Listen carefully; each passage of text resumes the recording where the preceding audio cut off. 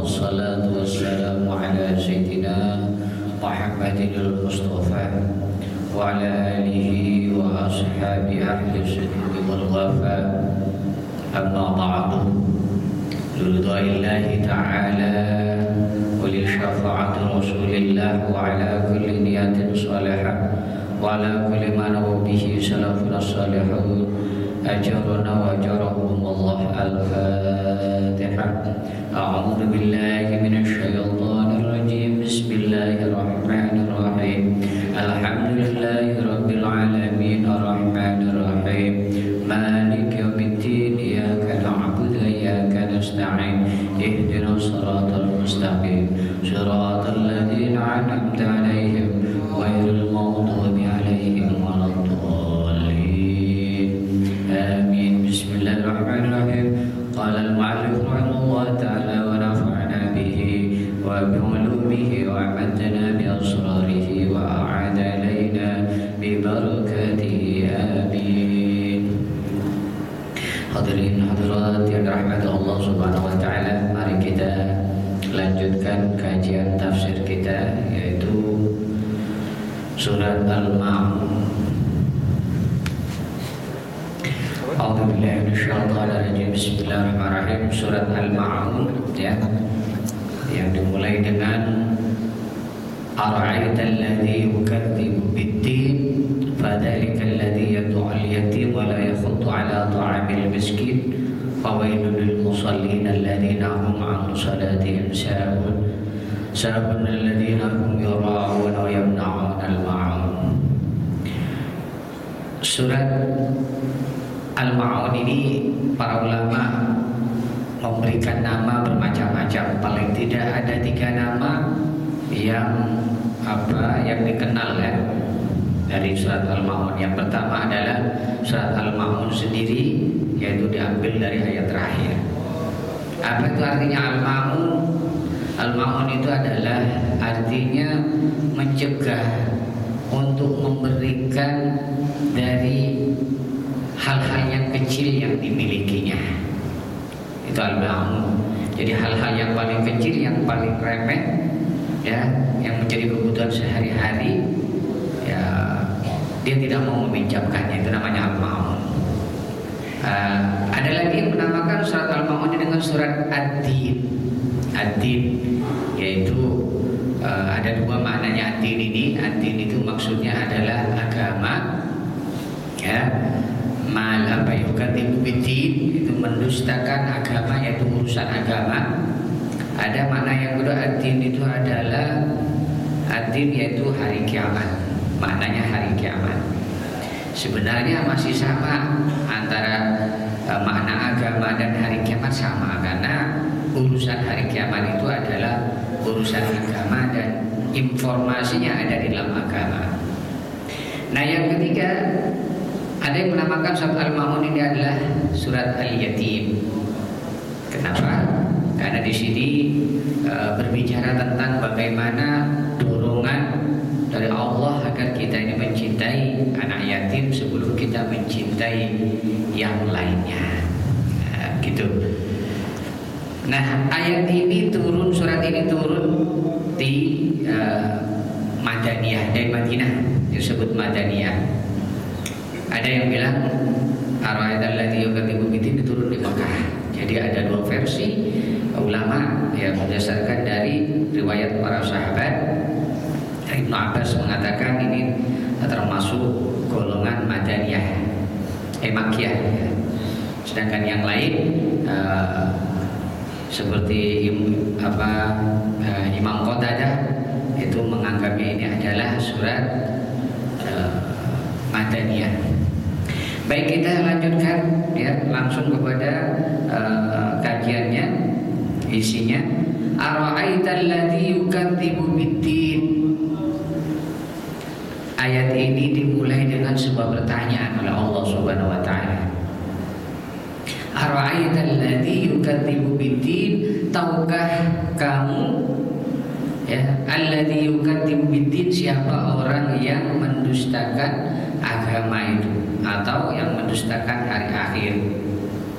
Nah, pertanyaannya, Di sini Allah menggunakan pertanyaan, ya, huruf istifham, di mana pertanyaan ini khitabnya ditujukan kepada Rasulullah SAW.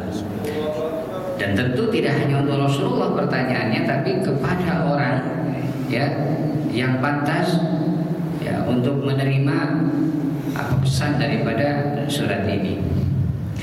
Kenapa Allah bertanya? Ara'aital ladzi yukadzibu biddin. Biasanya kalau Allah memulai dalam suratnya dengan sebuah pertanyaan, itu biasanya menunjukkan bahwa apa yang akan disampaikan itu adalah sesuatu yang penting, sesuatu yang urgent, sesuatu yang membutuhkan perhatian yang serius, sehingga Allah memulainya dengan sebuah pertanyaan untuk menarik perhatian orang-orang yang diajak berbicara.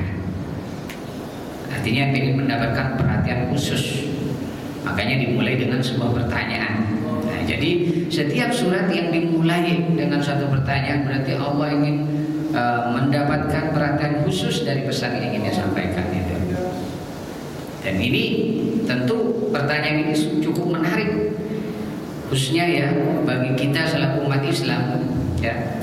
Siapakah, tahukah kamu siapa yang mendustakan agama itu untuk mendustakan hari akhir itu, hari kiamat? Gitu. Jadi para mufassir mengartikan ad-din itu adalah urusan agama. Karena banyak orang yang beragama, mengerti tentang agama, tapi tidak melaksanakan perintah agama. Maka itu disebut dengan sang pendusta atau sang pendusta agama. Nah, kalau diartikan ad-din sebagai hari akhir, hari pembalasan, itu terkait dengan orang-orang kafir. Orang kafir dari zaman dahulu, ya, orang musyrik itu tidak percaya bahwa adanya balasan dari sebuah amal perbuatan manusia. Dia tidak percaya, makanya dia menganggap itu tidak perlu beramal, karena nanti tidak akan ada balasan baik dan buruk. Tidak akan, ya kalau manusia sudah mati ya mati saja, nanti tidak akan ada kebangkitan kembali. Itu kepercayaan kaum kafir dan kaum musyrikin. Makanya disebut di sini sang pendusta agama. Gitu. Tapi ternyata sang pendusta agama itu ada tingkatannya. Bukan hanya orang yang tidak percaya kepada Allah, bukan hanya orang yang tidak melaksanakan, bukan hanya orang yang tidak percaya kepada hari akhir. Tapi di sini kalau kita lihat dari konteks ayat ini, ya, sang pendusta agama itu adalah orang yang berpaling dari perintah Allah. Gitu.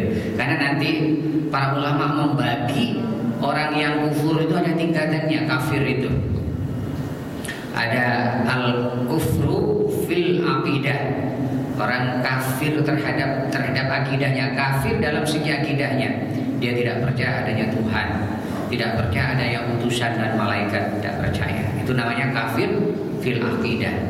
Ini tingkatan yang paling parah. Ada nanti kafir, ya, dalam fil ibadah, ya, di dalam ritual ibadah dia itu beriman kepada Allah namun tidak mau mengerjakan perintah Allah. Itu namanya kafir fil ibadah.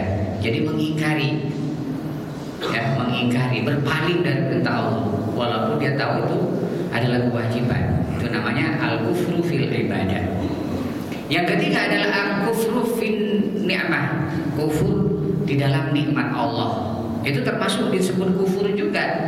Kenapa? Karena dia tidak mau mensyukuri nikmat Allah. Karena arti kufur sendiri itu, ya, arti kufur sendiri itu adalah at-taghtiyah, as-satru, ya, as-satrul haq, yaitu menutupi kebenaran. Jadi dia tahu kebenaran namun kebenaran itu ditutupi atau disembunyikan, itu namanya kafir. Asal kafir itu orang yang menutupi benih, ya, dengan debu, dengan tanah, itu namanya kafir. Jadi petani yang menutupi benihnya itu disebut kafir.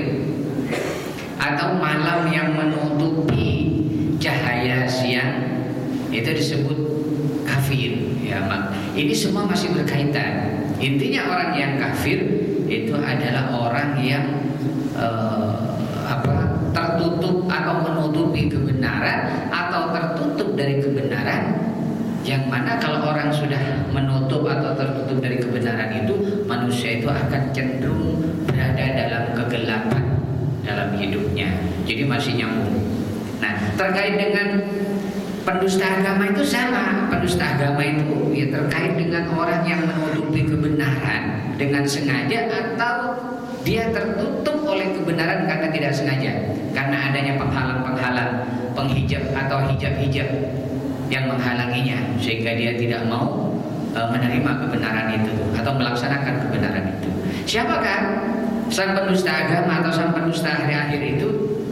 Nah, di sini dia dijelaskan syaratnya. Ya, dari pertanyaan Allah kemudian dijawab, fadzalikal ladzi yadumul yatim. Sang pendusta agama itu adalah orang yang yadul yatim, itu orang yang menghadik, mencegah hak-hak anak yatim. Jadi bukan hanya menghadik saja, ya, tapi juga mencegah haknya. Haknya itu aturan dari punya anak yatim dia ambil. Atau sebenarnya ada hak anak yatim yang harus disampaikan dia tidak sampaikan. Bahkan yang menghambat termasuk kegiatan anak yatim itu termasuk di dalamnya yadul yatim, ya, termasuk pendusta agama.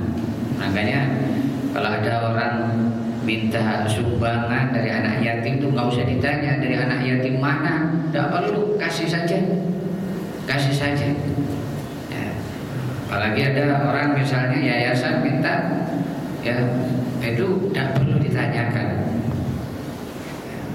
Nanti bisa masuk kepada sang pendusta agama ini, bisa masuk kepada area sang pendusta agama.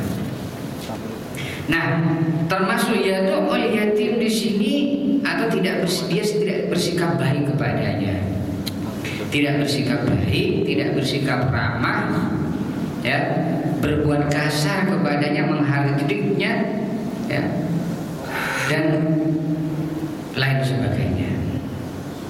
Itu termasuk yadul yatim, menghardik anak yatim. Nah, kenapa anak yatim ini di sini disebut sebagai bagian yang pertama, ya, di dalam kategori sang pendusta agama ini?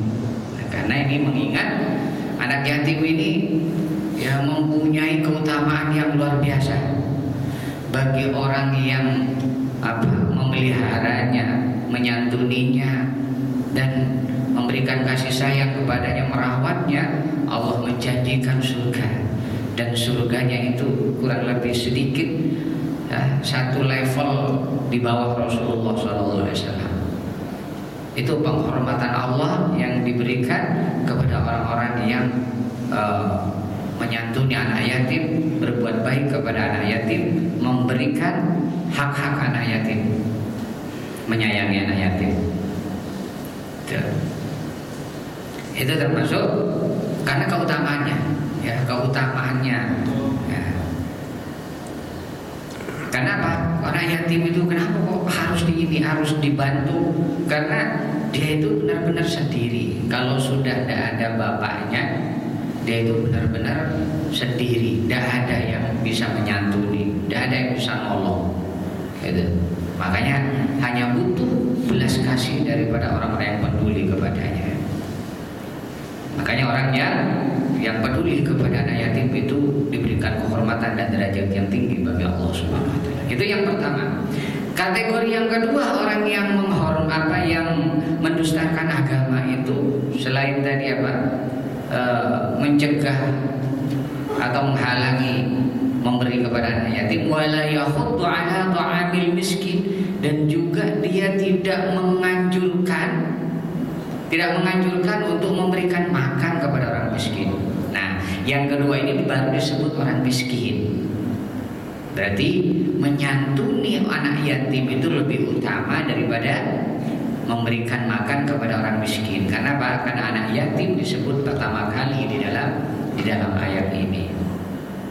Nah, orang yang tidak mendorong saja, tidak mendorong agar menyantuni anak yatim dan orang miskin atau memberikan makan kepada orang miskin, itu saja masih termasuk kepada golongan apa? Orang sang pendusta agama atau pendusta hari akhir. Misalnya nih, ada orang datang ke masjid minta izin untuk minta dana lalu dihalangin. Nah, itu termasuk dalam kategori wala yakhuddu ala ta'amil miskin. Ala yakhuddu ala ta'amil miskin.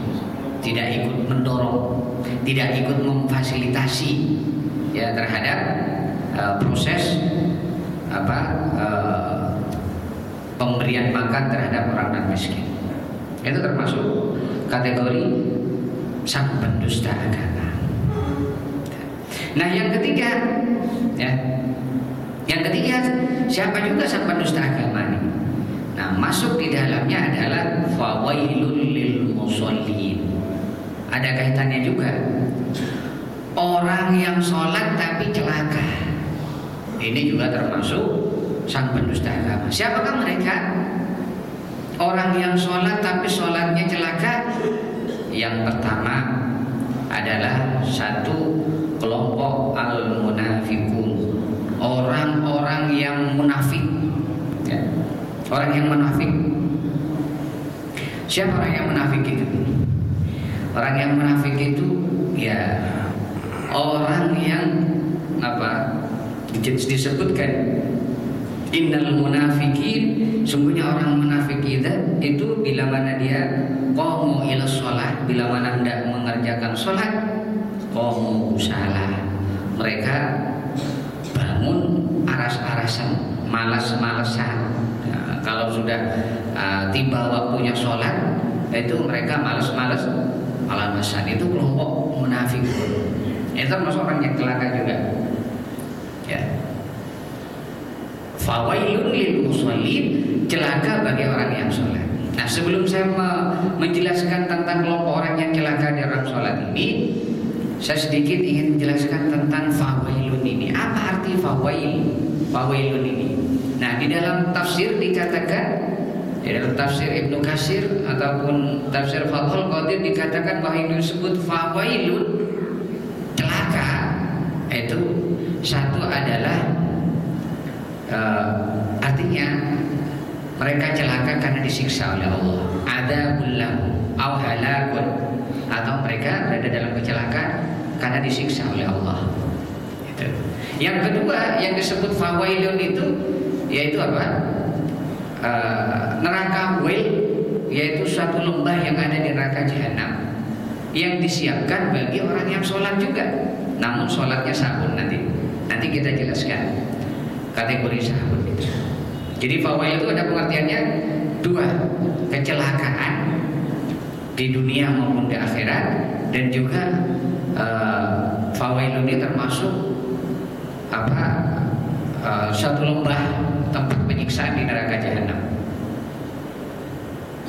Nah, terus siapa orang yang celaka itu? Lil musallin alladzina hum an salatihim sahun. Mereka orang yang sholat, alladzina hum an salatihim sahun, tapi di dalam sholatnya mereka sahun. Nah, mari kita bahas apa yang disebut sahun di sini. Nah, di sini yang pertama kategori sahun, orang yang lalai itu sahun itu adalah satu orang yang selalu menunda-nunda sholatnya.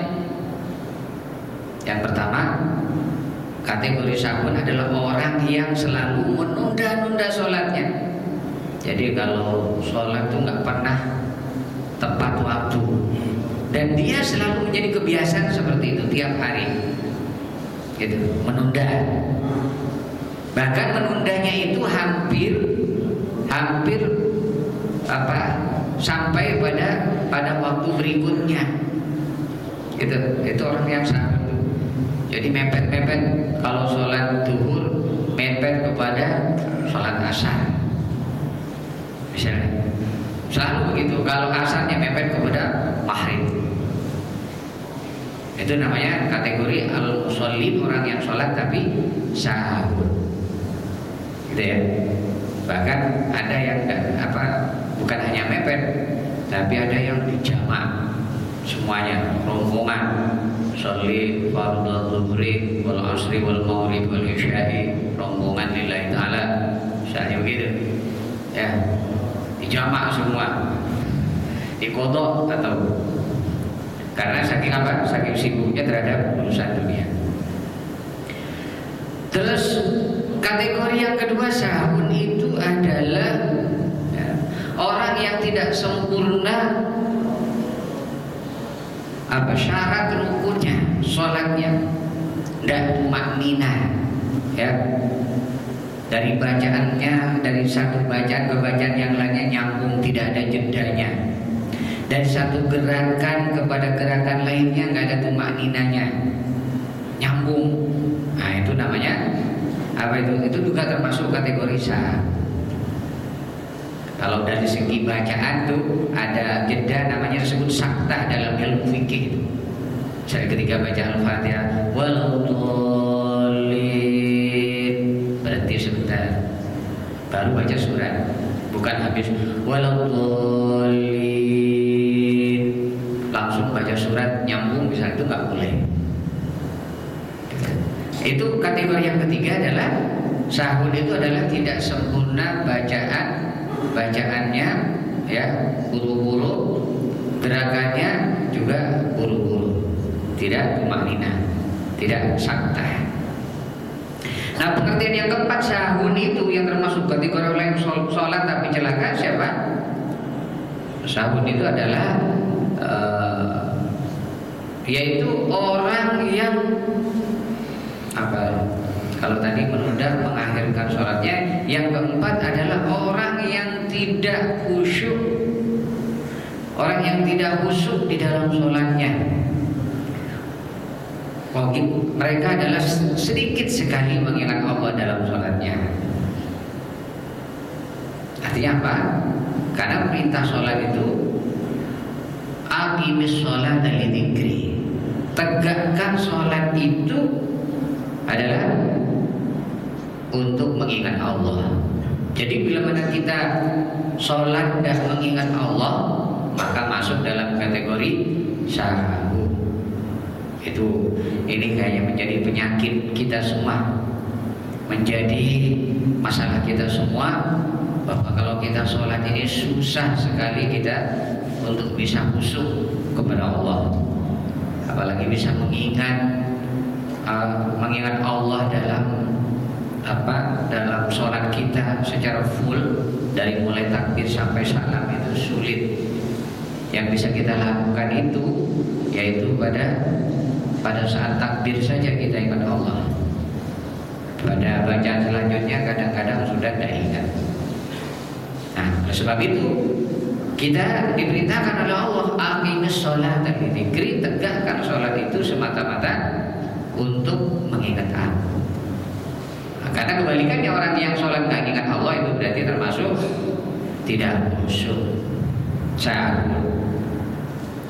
Yang kelima, ya kategori orang yang sahun juga, alladzina hum yura'un, gitu ya. Orang yang dalam sholatnya yura'un, pamer, ingin dilihat manusia. Indikasinya seperti apa orang yang sholat itu yura'un? Pria pengen dilihat manusia. Biasanya nih, kalau sholat lagi bareng-bareng sama temannya, ada temannya melihat ini sholatnya lama, khusyuk sekali, tapi dia bisa lama, bahkan kalau sholat zuhur bisa 10 menit, bahkan bisa sempat dikir. Tapi kalau sholat sendirian itu cepat banget. Kalau sholat zuhur itu tidak sampai 10 menit, 5 menit itu tidak sampai 2 menit itu sudah selesai. Karena merasa apa? Merasa tidak ada yang lihat. Tapi kalau ada yang lihat, temannya, entah orang tuanya atau saudaranya, atau pas dia lagi jadi imam misalnya, wah khusyuk lama sholatnya. Nah ini termasuk yura'un ya. yura'un. Kalau di hadapan manusia dia baik sholatnya, tapi kalau sendirian ya asal-asalan sholatnya. Itu ciri-cirinya. Itu banyak ya ciri-ciri yura'un itu. Pokoknya dia. Atau yang kedua ciri-ciri yura'un sholat itu orang dia sholatnya hanya mengharapkan kebaikan dunia saja. Dia sholat ya hanya pengen dapat rezeki banyak, biar jabatannya tetap bertahan, tidak dicopot oleh majikannya, oleh bosnya, sehingga dia rajin sholat. Itu namanya kategori juga yura'un. Riya sholatnya tidak karena Allah, tapi karena yang lain. Banyak lagi kategori riya dalam sholat itu banyak sekali. Bahkan ada para ulama yang mengatakan termasuk kalau sholat itu masih ngarepin kebaikan apa saja, termasuk kebaikan akhirat, misalnya pengen mendapatkan bidadari, mendapatkan surga, itu masih termasuk kategori riya. Kenapa? Karena masih mengharapkan makhluknya Allah, bukan mengharapkan Allah. Padahal dalam tujuan ibadah itu apa? Faman kana yarju liqa'a rabbih falyamal 'amalan shalihan wa la yusyrik bi ibadati rabbih ahada. Barang siapa yang mengharapkan pertemuan dengan Allah, ya kalau benar-benar ingin bertemu dengan Allah dalam kehidupan di akhirat nanti, falyamal 'amalan shalihan, maka hendaknya beramal soleh, amal yang baik dan pantas dipandang oleh Allah dan manusia. Wala yusyrik bi ibadati rabbih ahada, dan jangan syirik sedikit pun di dalam ibadahnya. Artinya syirik itu maksudnya menduakan Allah, tidak mengharap selain Allah. Jadi harapannya dalam sholat hanya ridha Allah, mencari ridhonya Allah dan lillahi ta'ala. Itu orang yang sholatnya tidak riya. Terus itu yang kelima, ya orang yang sahun itu yang akan celaka nanti, ya, bahkan bisa masuk neraka katanya. Terus yang terakhir, wayam namunal ma'mun.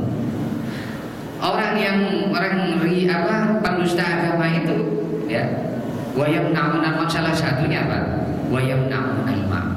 Mereka mencegah memberikan pinjaman kepada orang-orang yang membutuhkannya. Ada yang mengatakan al-ma'un untuk memberikan sedekah. Ada yang mencegah untuk memberikan pinjaman terhadap kebutuhan yang biasa dipinjam sehari-hari, seperti pinjam gergaji, terus palu, meminjam sapu tetangganya, meminjam tangga listrik, tangga apapun, meminjam periuk, piring, padahal punya yang ditutup-tutupi. Itu masuk dalam kategori sang pendusta agama, bahkan bisa termasuk kategori celaka. Celaka itu berarti masuk di dalam neraka. Sebut salah satu neraka daripada jahanam. Itu yang termasuk al-ma'un, ya.